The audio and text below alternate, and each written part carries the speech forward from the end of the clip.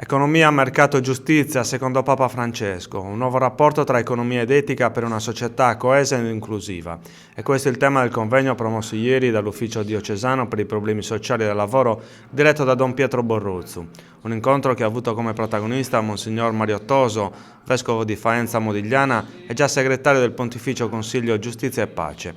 All'incontro, ospitato nel salone parrocchiale della Beata Maria Gabriella, è intervenuto il vescovo di Nuoro, Monsignor Mosè Marcia.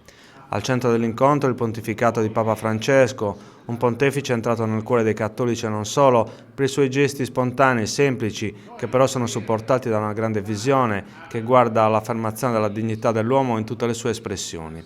In un mondo in cui denaro ed economia diventano il fine ultimo dell'agire, Papa Francesco ha posto alcuni paletti invalicabili davanti ai quali occorre fermarsi. Uno di questi è la salvaguardia dell'ambiente. L'intervento di Monsignor Toso ha sottolineato alcuni passaggi fondamentali del pontificato che, iniziato da appena 3 anni, ha già inciso tantissimo, sia sul piano politico, basti pensare a quanto fatto per il riavvicinamento tra USA e Cuba, ma anche sul piano religioso con rinnovati rapporti tra le 3 religioni monoteiste o il superamento di secolari divisioni tra cristiani.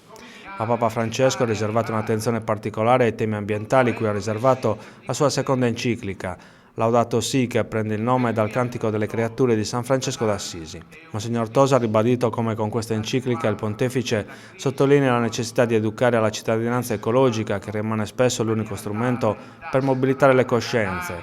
Questo al fine di creare movimenti popolari che facciano pressione sulle autorità internazionali e nazionali, nella maggior parte dei casi condizionate da interessi economici.